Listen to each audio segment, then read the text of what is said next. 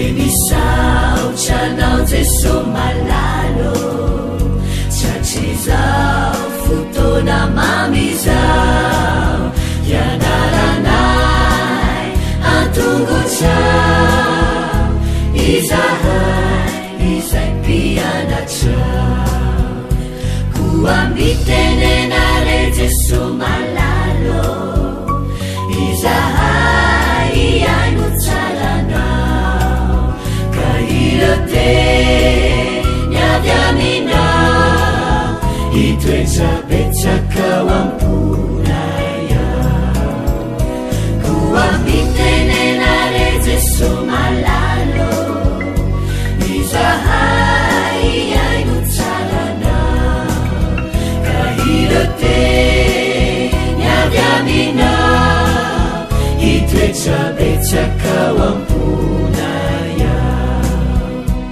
irote niavy aminao itoetsabetsakao amponaya.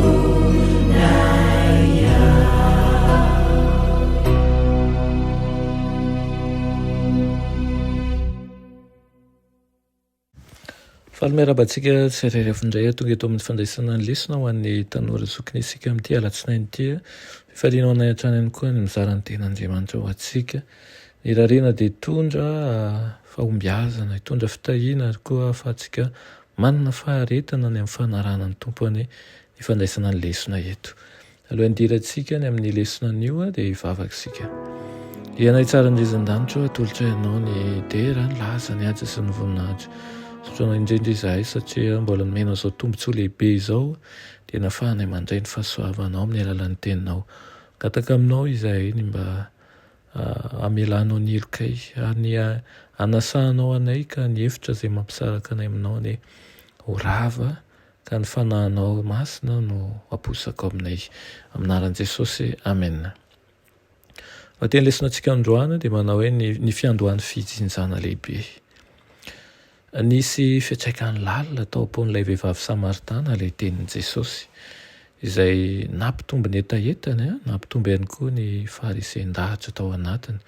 Tsy mbola taka ny lanjan'ny tenin'i Jesosy fa efa tonga ny fotoana ka niresaka ny amin'ny fiaviany misy amin'ny hoavy izy. Nentin'i Jesosy eo amin'ny ankehitriny indray ny hoavy, tsy misy amin'ny teny grika ny hoe izy fa ny fandikady teny no nanampy an'izany. Koa raha ny ao amin'ilay 19 zany dia azo adika hoe izaho izay miresaka aminao izaho. Nampifandray mivantana ny anaran'Andriamanitra ampiasainao amin'ny testamenta taloha Jesosy tamin'izany. Ary io no manazava sy mivantana indrindra amin'ny fanambaran'i Jesosy ny maha-Mesia azy. Na dia tsy voalaza anarana akory aza ity vehivavy Samaritana ity dia vonona izy handray an'izany fahamarinana izany. Nandray ny fotoana iray izay ny fampiresahana tamin'i Jesosy dia niala tamin'ny fandavana, niala tamin'ny fisalasalana ilay Samaritana ho amin'ny voan'ny finoana sy ny fiaikena amin'ny fo manontolo ary ny fojoroana vavolombelona. Izy no maneho ny fahatakaran'i Jaona ny atao hoe mpianatra sy ny atao hoe vavolombelona. Talohan'ny faranan'ny fampiresahana dia niverina avy any an-tanàna ireo mpianatr' Jesosy nitondra hanina. Tamin'ny mpahanginana feno fahagagana nijerevan'izy ireo ny fifampiresahan'i Jesosy ilay vehivavy. Dia rehefa lasa raha vehivavy dia nangataka an'i Jesosy mba hihinana izy. Rehefa nandatsihinana ny hanina moa Jesosy dia nanameloka ny fahatakarany izy ireo indray ny tsy fahazahoan-dresaka izay nampahorana notsimpihan'i Jesosy ny hafa. Dia eo zany dia tsy fahatakaran'izy ireo ka nasehony ny fiavahan'ny hanina izay nohanina sy ny hanina nentin'ireto mpianatra ireto. Fahatanterahana araky ny tany sa araky ny lanitra? Rano ara-baky teny ary ve sa rano mitondra fiainana? Fijinjana an'ireo sahateo amin'ny manodidina azy ireo sa fijinjana fanahy tiana holazaina? Nanasongadina an'ireo zava mifanohatra ireo nyresaka voarakitra ao amin'ny Jaona 7 sy ny 4. Mialohan'ny andraisan'ny olona anankiray fanapa-kevitra ho an'i Jesosy dia tsy maintsy volena ary tsy maintsy kolokoloana haniry ao am-po ny voan'ny fahamarinana. Naoviana no andraisana n'izany fanapa-kevitra zany dia miseho azy ny vokatry ny ezaka manokana natao. Samy mitaky ezaka, samy mitady fikirizana, famafazana sy ny fitsinjana, fa mitondra fifaliana manokana kosa ny fitsinjana izay atao.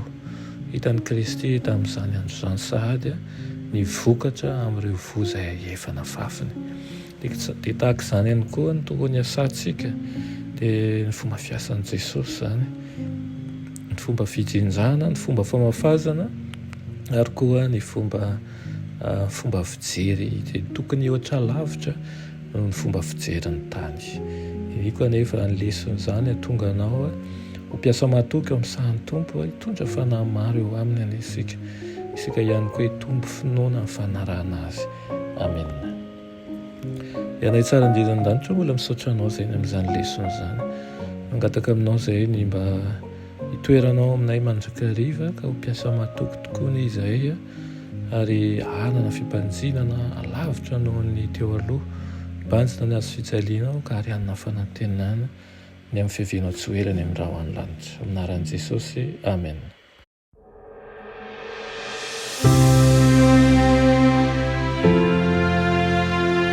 Mianatra eo an-tongotry Jesosy isan'andro.